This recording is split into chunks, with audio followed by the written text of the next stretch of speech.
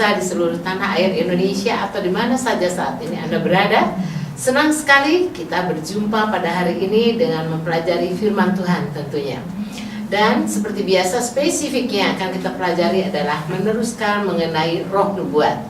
Dan hari ini dengan judul pelajaran kita yang sangat luar biasa, yaitu sekarang masa pemeteraian itu.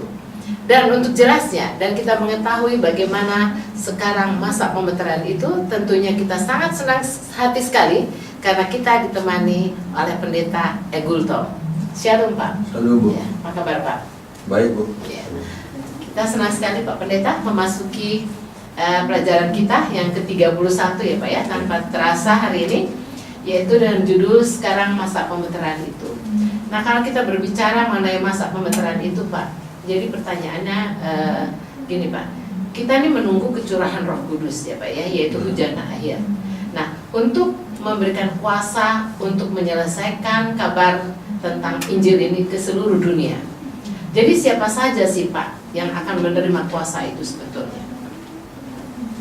Baik Bu, jadi kita sekarang ini sudah dalam satu masa periode menjelang akhir, dan Yesus Kristus segera datang pada hari kiamat. Nah, kita sudah mengerti bahwa kiamat itu datang setelah tiba Injil di seluruh dunia ini. Dan tidak pernah Injil tiba di seluruh dunia ini sebelum dicurahkan kuasa hujan akhir itu. Oleh kuasa hujan akhir inilah umat-umat Tuhan akan pergi mengabarkan pekabaran tiga malaikat dengan seruan keras, dengan seruan nyaring. Ini nubuatan Bu yang kita pelajari di dalam ilham yang dituliskan oleh Sister White, di mana kita tahu dia telah diangkat menjadi nabiah bagi umat Tuhan yang sisa ini. Nah, sekarang dia bicara tegas, sudah waktunya sekarang umat Tuhan harus hidup benar-benar sungguh-sungguh agar layak menerima kecurahan hujan air. Jadi pernyataan roh nubuat itu, saya baca Bu ya, dikatakan di dalam 2 Testimonies Treasure halaman 69. Setelah dimeteraikan, maka mereka akan menerima hujan akhir. Jadi kalau seseorang masih terus kalah dalam pencobaan, belum mempunyai kemenangan sepenuhnya, masih mempunyai tabiat yang bercacat celah, meterai belum mereka miliki. Nah, sebelum mereka memiliki meterai, mereka tidak sanggup menerima kecurahan hujan akhir.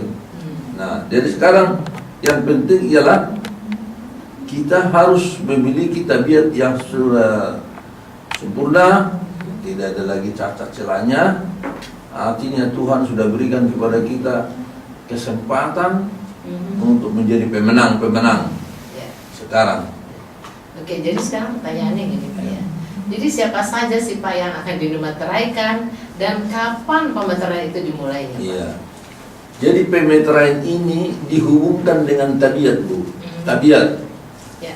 Saya baca penjelasan dari tulisan yang diilhamkan dalam 5 Testimonies halaman 216.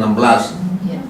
Dia katakan begini: tidak seorang pun dari kita yang akan menerima meterai Allah, sementara kita masih mempunyai satu saja cacat atau celah.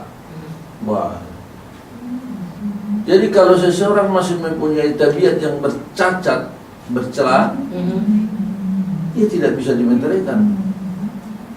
Jadi yang penting sekarang kita perhatikan ialah tabiat kita. Nah, sekarang kita bicara dengan tabiat. Tabiat itu asal usulnya dari mana? Apa itu tabiat? Nah, tabiat itu dikatakan di dalam buku Amanat kepada Orang Muda halaman 160. Dia bilang, tabiat itu adalah terbentuk dari kebiasaan-kebiasaan. Jadi kebiasaan demi kebiasaan yang sudah mendarah daging. Itulah jadi tabiat. Jadi dalam membentuk tabiat yang suci, perhatikan kebiasaan. Kebiasaan kita, walaupun kebiasaan itu kelihatannya kecil, nah tidak boleh dianggap remeh. Maka dikatakan pembentukan tabiat yang benar dan suci Ya. terdiri dari kesetiaan, kejujuran dalam perkara yang kecil-kecil. Kelihatan kecil, tapi yang kecil ini belum bisa dimenangkan. Pembentukan tabiat belum pernah jadi sempurna. Nah itu Bu. Jadi kalau gitu Pak, jadi kapan sih Pak ya sudah mulai masa pemeteran itu? Nah sekarang kita baca penjelasan dari tulisan yang dilakukan Early Writing halaman 58. Dia bilang begini, masa pemeteran itu sangat singkat dan segera akan berakhir. Sekaranglah masa pemeteran itu. Sementara 4 malaikat menahan 4 mata angin agar panggilan dan pemilihan buat kita sudah pasti. Jadi kapan? Sekarang. Sekaranglah masa pemeteran berlangsung. Sementara 4 malaikat yang memegang 4 mata angin di bumi suruh tahan. Jangan biarkan bertiup dulu angin kepada pohon-pohon atau kepada apapun sebelum kami selesai memeteraikan umat-umat Tuhan. Oke. Sekarang pertanyaan berikut Pak nih. Sekarang yang dimaksud dimaksud oleh tulisan Nyonya White itu Pak. Ya. Kapan sudah mulai pemeteran itu jelasnya Pak? Ya, baik, kita tanya tulisan ini sekarang. Di dalam tulisan Sister White ini kita dapati pernyataan seperti ini. Early Writing halaman 58. Sejak penglihatan diberikan kepada Nyonya White pada tanggal Agustus 1851. Jadi bulan Agustus tahun 1851, Sister White berkata, sejak penglihatan itu diberikan, maka dimulailah pekabaran tentang pemeteraian. Jadi pemeteraian sudah disuruh kumandangkan tahun 1851. Tepatnya di bulan Agustus di Saratoga. Oh, jadi sudah 1851 Bu disuruh kumandangkan itu soal pemeteraian. Jadi maka sejak itu kita berada pada masa pemeteraian, dan itu berarti kuasa menahan angin di 4 penjuru bumi itu sudah terjadi. Ditahan. Jangan dulu terjadi kekacauan yang mengganggu untuk pemeteraian umat Tuhan. Nah, jadi sudah jelas Bu ya? Ya. Oke. Dan sekarang gini Pak, siapakah yang dimeteraikan sejak pekabaran pemeteran itu dikumandangkan? Ya, siapa saja? Ya. Nah, inilah yang disebut dalam buku Wahyu 7 ayat 4. Ibu tolong baca Wahyu 7 ayat 4. Oke. Saya akan baca Wahyu 7 ayat 4 ya Pak ya. Dan aku mendengar jumlah mereka yang dimeteraikan itu 144.000 yang telah dimeteraikan dari semua suku keturunan Israel. Ya. Jadi siapa? 144.000 dari suku keturunan Israel. Israel yang mana? Sekarang setelah kita belajar daripada nubuatan, Israel yang dipilih Tuhan sebagai bangsa pilihan itu dulu, sekarang sudah ditolak Tuhan menjadi bangsa pilihan. Kenapa ditolak? Karena diberikan kepada mereka kesempatan untuk menerima Mesias Yesus Kristus menjadi juru selamat dunia, mereka tolak. Nah, pertama sekali waktu Stefanus mengkhotbahkan kepada semua pemimpin bangsa Israel bahwa Yesus yang kalian salibkan itu, itulah Mesias yang akan datang itulah Mesias juru selamat yang harus kita kabarkan ke seluruh dunia. Itu diberikan Stefanus khotbah kepada semua anggota Sanhedrin, pemimpin-pemimpin agama Yahudi pada waktu itu. Oh, mereka tolak. Akhirnya mereka marah kepada Stefanus. Semua bangsa itu disuruh melempar Stefanus dengan batu, dan Stefanus mati. Itu terjadi tahun 34 sesudah Tarikh Masehi. Pada waktu itu Israel yang dianggap sebagai bangsa pilihan Tuhan sudah ditolak karena mereka sudah menolak Yesus Mesias itu. Jadi sekarang dimeteraikan dari umat Israel 144.000, bukan lagi Israel yang dulu. Tetapi sekarang Rasul Paulus katakan, kitalah sekarang keturunan Ibrahim yang menerima Yesus sebagai juru selamatnya. Ya itulah Israel rohani sekarang. Jadi pemeteraian Israel rohani itu ya kepada umat yang sisa. Umat Laodikia dimeteraikan sekarang, sedang dimeteraikan. Nah, keadaan Laodikia itu dikatakan dalam nubuatan keadaan rohaninya suam. Keadaan suam tidak bisa dimeteraikan. Jadi sekarang panggilan kepada pertobatan yang sungguh-sungguh kepada umat yang sisa Laodikia itu harus mendengarkan pekabaran dari roh nubuat itu. Pak, sekarang pertanyaannya, jadi apakah kalau kita berbicara pemeteraian tadi ya Pak ya, apakah ada orang yang sudah dimeteraikan dan hidup sekarang ini nih Pak? Ya, banyak orang mempunyai pengertian yang salah Bu tentang keberadaan kita manusia yang lemah ini. Kita tidak bisa sempurna, masih di dunia, bagaimana kita bisa menang terhadap dosa dan kejahatan? Tidak bisa, manusia yang lemah. Tetapi roh nubuat mengatakan kita harus jadi pemenang. Oleh kuasa ilahi kita bisa menjadi anak-anak Allah. Nah sekarang pertanyaan, apa ada orang sekarang yang sudah dimeteraikan? Ada orang yang sudah hidup suci, sudah menang terhadap dosa-dosa? Itu jadi pertanyaan. Sekarang roh nubuat menjelaskan. Dikatakan di dalam buku Christ Object Lesson halaman 332 dikatakan. Dan ada orang hidup benar-benar seperti Henok sekarang ini. Henok. Siapa Henok? Seorang manusia yang soleh. Sebelum datang air bah, dia menghidupkan satu kehidupan yang benar-benar suci di tengah-tengah manusia yang jahat. Begitu jahat manusia itu sehingga Tuhan mengirimkan air bah membinasakan. Tapi ternyata Henok satu-satunya manusia yang hidup. Dia diangkat Tuhan hidup-hidup, tidak mengalami kematian. Nah, roh nubuat katakan, there are Enochs in this our day. Banyak Enoch modern sekarang. Orang-orang yang hidup suci saleh sudah memiliki tabiat seperti itu. Banyak. Dan mereka itu benar-benar sudah siap menunggu kedatangan Tuhan Yesus karena mereka sudah memiliki tabiat Kristus dan sedia menunggu kecurahan hujan zahir. Jadi umat Tuhan sekarang, Tuhan kirimkan hujan akhir. Tapi tunggu dulu kata Tuhan, karena waktunya belum turun, karena masih banyak umat ini yang seharusnya harus masih menjadi pemenang-pemenang. Dan kalau turun hujan akhir itu, orang-orang umat Tuhan yang tidak beroleh hujan air itu sudah ketinggalan. Oke Pak, perbincangan kita, diskusi kita yang sangat luar biasa ya Pak. Ini yang perlu banyak orang mengetahui. Jadi bagaimana kita harus bersikap, bagaimana kita menghadapi hal ini. Pelajaran kita luar biasa, tapi kita berehat sejenak ya Pak ya.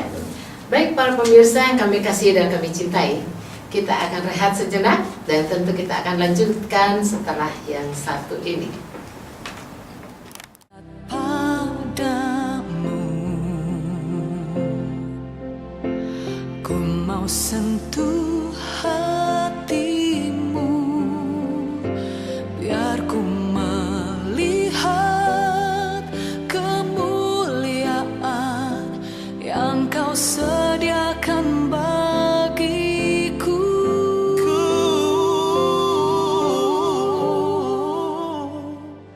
Bagimu pujian, hormat, kemuliaan, Kaulah kebanggaan di dalam hidupku. Janjimu bersinar, buktikan kau besar. Tiada yang sepertimu, Yesus Tuhanku.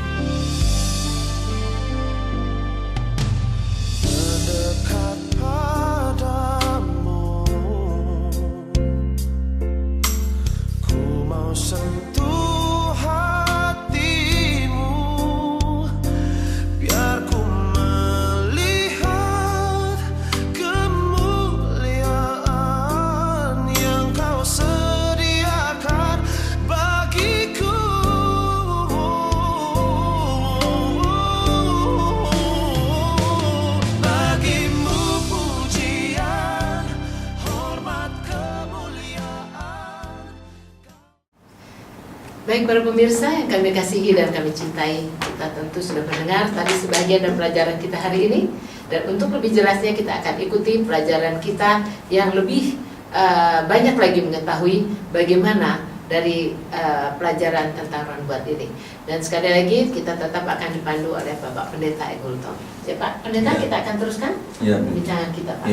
Sekarang pertanyaan gini Pak ya, kalau tabiat mereka sudah layak untuk menerima hujan akhir itu ya Pak ya, nah mengapa mereka itu belum juga sekarang terima hujan akhir itu Pak? Iya, seperti kita sudah pelajari bahwa banyak orang sekarang yang menghidupkan satu kehidupan yang soleh seperti Henok. Jadi sebut mereka itu Henok modern. Yeah. Akan tetapi Tuhan belum turunkan hujan akhir karena masih banyak yang mau ditunggu supaya mereka juga menjadi seperti Henok. Dan saat menunggu sekarang inilah dikatakan masih merupakan pintu kasihan bagi umat-umat yang ditunggu Tuhan untuk menjadi pemenang. Tetapi waktunya akan tiba saatnya panjang sabar Tuhan itu sampai di situ. Namanya pintu kasihan tertutup. Roh Kudus selalu mengundang sekarang untuk menjadi benar-benar, menjadi bertobat benar-benar. Tapi kalau sudah diundang dan manusia ini tidak menghiraukan undangan itu, akhirnya Roh Kudus tinggalkan mereka. Dan kalau sudah ditinggalkan, sehingga sudah Tuhan tetapkan siapa yang benar-benar untuk siap menerima hujan akhir, maka hujan akhir itu dicurahkan. Ya. Namun ada satu statement mengatakan begini, kapankah hujan akhir itu diturunkan? Pada saat bagaimanakah di dunia ini? Nah, saya baca Bu ya. Dalam buku peristiwa-peristiwa akhir zaman halaman 162 dia katakan begini. Bila mana badai penganiayaan benar-benar melanda kita, barulah pekerjaan malaikat ketiga berkumandang dengan seruan nyaring, dan seluruh bumi akan diterangi dengan kemuliaan Allah. Bila aniaya terjadi, maka turun hujan akhir. Nah sekarang pertanyaan, bila aniaya terjadi, apa artinya aniaya itu? Nah di dalam nubuatan kita sudah pelajari aniaya itu terjadi karena ada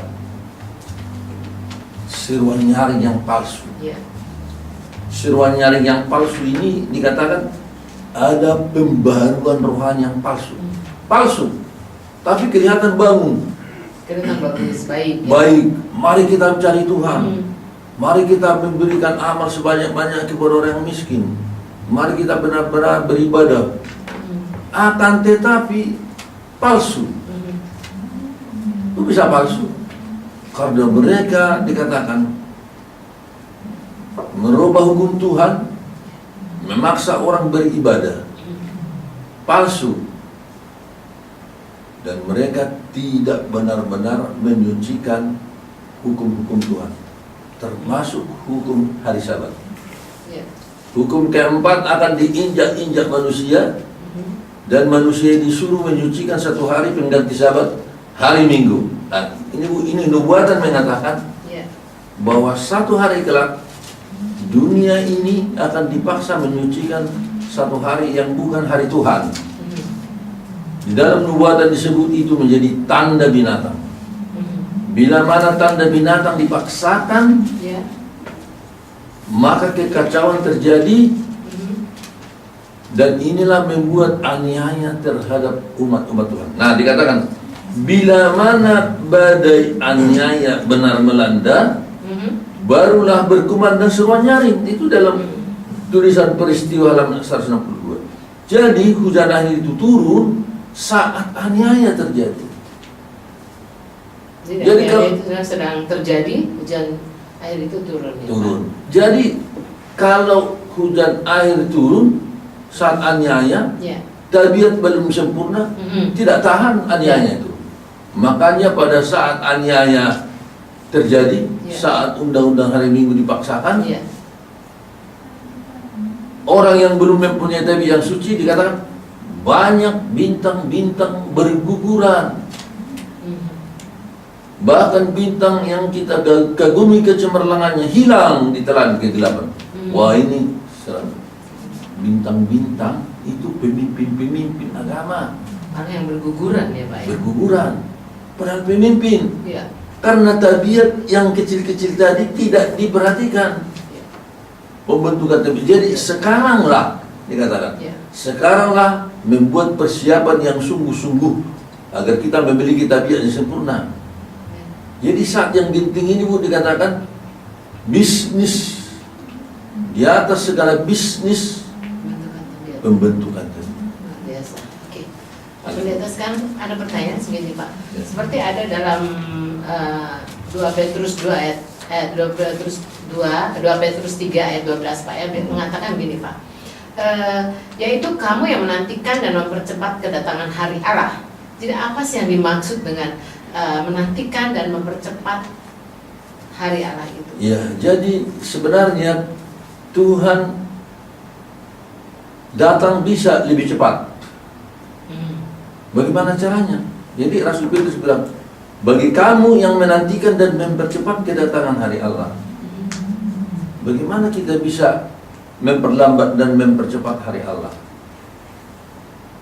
Umat-umat Tuhan ini ditunggu oleh Tuhan supaya memiliki tabiat yang sempurna. Ditunggu. Kalau umat-umat Tuhan ini berlengah-lengah, lalai, kurang sungguh-sungguh, sehingga pembentukan tabiatnya itu jadi tidak benar-benar diutamakan, itu memperlambat. Jadi pekabaran yang sekarang yang terpenting, pekabaran yang terpenting sekarang kepada umat yang sisa, perbaiki tabiatmu. Itu sebetulnya. Itu artinya kebangunan dan pembaharuan rohani. Jadi di dalam kutipan yang lain dikatakan oleh John White, kebutuhan yang terbesar, kebutuhan yang terpenting, kebutuhan yang paling mendesak sekarang, yang paling mendesak untuk kita kerjakan, pembentukan tabiat. Marilah hidup suci di hadapan Tuhan, dan hujanah yang akan kita miliki. Hujanah kita miliki dengan kecepatan halilintar. Pekabaran 3 malaikat tiba di seluruh dunia, kesudahan pun tiba. Ini sekarang. Jadi tabiat ini sekarang, ini yang terpenting. Itulah caranya kita mempercepat kedatangan Tuhan. Mengkhotbahkan pentingnya pembentukan tabiat. Itulah khotbah yang mempercepat kedatangan Tuhan. Tapi setan alihkan khotbah sekarang. Khotbah-khotbah itu pergi ke sana, pergi ke sini, jadi orang tidak siap. Malah kalau orang merasa sudah orang baik, dikatakan khotbah-khotbah membuat khotbah kemakmuran, sudah pasti senang, jangan takut. Padahal bergelimang dosa. Itu memperlambat kedatangan. Jadi himbauan kita sekarang juga kepada para pengkhotbah, khotbah yang terpenting ialah menyemplak dosa, agar dosa itu ditinggalkan. Itulah pekabaran Elia yang disebut. Pekabaran Elia modern itu menemplak dosa, membuat khotbah yang membuat umat Tuhan gemetar atas semua dosa-dosa yang masih bercokol di dalam kehidupannya, sehingga terjadilah kebangunan yang sejati. Itulah caranya kita mempercepat kedatangan hari Tuhan. Baik Pak, sekarang pernyataan dari orang nubuat mengatakan Pak ya, mengapa sih Allah masih tidak mengizinkan keempat mata angin bertiup dan merusak sekarang harinya Pak? Ya, jadi kenapa masih ditahan? Masih ditahan. Kalau sekiranya Tuhan suruh lepas keempat mata angin melanda dunia ini, terjadilah kekacauan, terjadilah banyak malapetaka di dunia ini, sehingga dikatakan bila mana angin lepas itu disebut pada tiba saatnya. The season of calamity. Ada season, ada musim malapetaka. Bergonta-ganti makin besar. Dunia ini seolah-olah sudah habis. Banyak manusia mati, ribuan tiba-tiba mati karena besarnya malapetaka itu. Tapi kalau itu sudah lepas, sudah ditetapkan Tuhan, Bu, sudah termeterai. Tahan dulu sampai kami meteraikan semua umat Tuhan. Selesai meteraikan umat Tuhan 144.000, lepas mata air. Jadi tadi Bu tanya, mengapa masih ditahan ya Bu ya? Iya. Alasannya saya baca Bu, Ya. penjelasan dari Ron Wood Oke. dalam buku Great Controversy halaman 48. Satu-satunya penyebab mengapa belum muncul penindasan terhadap gereja sekarang ini adalah karena gereja serupa dengan dunia. Bila mana kebangunan iman sudah terjadi pada gereja mula-mula pada zaman rasul-rasul, maka roh pengannya itu segera menyala. Jadi yang penting sekarang ya, mari berubah, mari berani tampil beda dari dunia. Kalau begitu sudah berbeda gereja dari dunia, besok aniaya terjadi. Jadi yang dibutuhkan sekarang apa? Pertobatan yang sungguh-sungguh. Begitu gereja sudah murni, Ya. segera muncul aniaya. Tidak menyerupai dunia lagi. Tidak menyerupai dunia lagi. Jadi inilah kesimpulan kita buat Bu. Benarlah sekarang ada seruan dari General Conference sekarang membuat satu tema di seluruh gereja kita di dunia, The Revival and Reformation. Itu sekarang untuk menghidupkan kerohanian, membuat satu perubahan total dalam hidup kita. Ya. Siapkan diri, bikin tabiat yang suci sempurna. Besok hanya terjadi. Ya. Lepas mata angin. Luar biasa. Baik Pak Pendeta, pelajaran kita hari ini sangat luar biasa. Biarlah kita juga bersama-sama para pemirsa lebih mengetahui bagaimana kita mengatasi atau bagaimana kita menjadi kan tabiat kita seperti Kristus. Baik para pemirsa yang kami kasihi dan kami cintai, kita telah berbincang, berdiskusi mengenai pengetahuan kita bertambah hari ini, yaitu mengenai roh nubuat, yaitu sekarang masa pemeteraian itu. Jadi bukan kita tunggu besok atau lusa, sekaranglah pemeteraian itu sudah berjalan. Dan biarlah kita dari hari ke hari kita boleh mempelajari firman Tuhan. Dan yang paling penting yang dikatakan oleh Bapak Pendeta Egultom tadi, bisnis di atas bisnis pada saat ini adalah pembentukan tabiat menjadi tabiat seperti Yesus, supaya kita tidak terlepas, kita akan mendapatkan pemeteraian itu. Dan biarlah kita dapat belajar terus-menerus. Dan saya harap para pemirsa tidak pernah meluangkan atau meninggalkan acara ini, karena acara ini bersambung terus-menerus untuk pembentukan tabiat seperti Yesus. Pelajaran-pelajaran hari-hari berikut nanti kita akan melihat lebih lengkap dan tetap akan dipandu terus oleh Bapak Pendeta Elsa Gultom. Sekali lagi para pemirsa, kami ucapkan kita akan berbahagia tentunya semuanya, karena berkat Tuhan semua itu.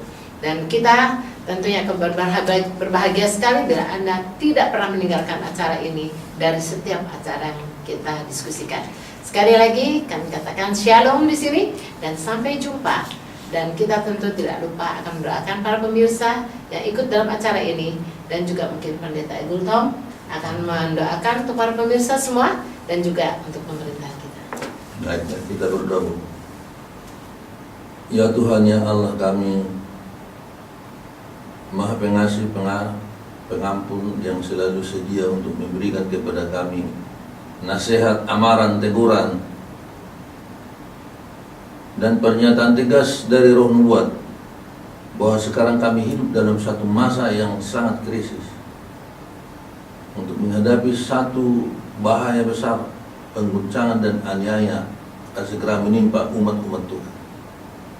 Tetapi ya Tuhan, bila mana aniaya itu sudah terjadi, pembentukan tabiat tidak lagi pada waktu itu, sudah terlambat.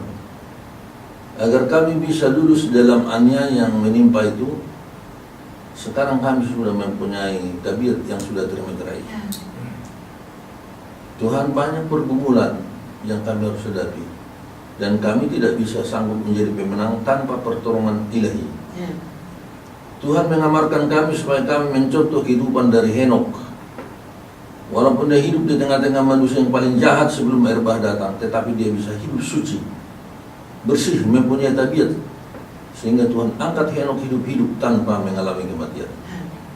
Tuhan di surga, kami berdoa, marilah Tuhan tolong berikan kesadaran supaya kami jangan mengeraskan hati, tetapi dari sehari ke sehari kami bertekad untuk membuat bisnis kami yang terpenting di atas segalanya sekarang ialah supaya memiliki tabiat seperti Kristus. Tuhan di sorga tolonglah supaya pengajaran dan pelajaran ini benar-benar kami sadari, dan semua para pemirsa yang berbahagia ini tahu benar bahwa waktunya sekarang Tuhan menahan 4 mata angin yang meniup dunia ini terjadi kekacauan, sehingga kami sudah termeterai. Tuhan di surga tolonglah supaya kami semua yang sudah mempelajari pelajaran pemeterai ini benar-benar sadar sekarang kalau kami tidak mempunyai satu tekad untuk membentuk tabiat dan menjadi pemenang, kami akan gagal. Tetapi bila mana kami dengan sungguh hati berteriak meminta pertolongan kepada Tuhan agar kami menjadi pemenang, Tuhan tak pernah tinggalkan kami. Karena kuasa dan kemenangan itu sudah pasti bagi setiap orang yang bergumul dengan sungguh-sungguh. Tuhanlah yang memberi kemenangan. Berkati kami semua pemirsa ini, dan supaya kami benar-benar mengerti keselamatan itu harus disiapkan mulai sekarang. Tuhan di surga, terima kasih karena Engkau Allah yang Maha Pemurah, yang menginginkan tak seorang pun manusia akan binasa, melainkan semua beroleh keselamatan. Itulah rencana Tuhan. Tetapi Tuhan juga punya batas waktu memanggil seorang berdosa, sehingga kalau berdosa itu berlambat-lambatan, maka tertutuplah pintu kasihan dan kesempatan sudah tertutup. Tuhan, saat sekarang masih terbuka kesempatan bagi kami, biarlah kami gunakan kesempatan yang sedikit ini menjadi pemenang bagi Tuhan. Kami juga berdoa bagi negara dan bangsa kami, para pemerintah kami. Berikanlah Tuhan hikmat akal budi dari sorga, agar mereka boleh membuat satu pemerintahan yang berkuasa, sehingga negara kami menjadi maju dan makmur, aman dan sentosa. Tuhan, terima kasih atas kesempatan Kau berikan bagi kami dan para pemirsa untuk mendengar suara Tuhan. Suara roh nubuat ini menjadi amaran penting yang harus kami perhatikan sekarang. Dengarlah seruan kami Tuhan. Terima kasih atas jawaban, dan Tuhan mengabulkan doa kami ini, karena kami persembahkan hanya dalam satu nama, Yesus, Tuhan dan Juru Selamat kami. Amin.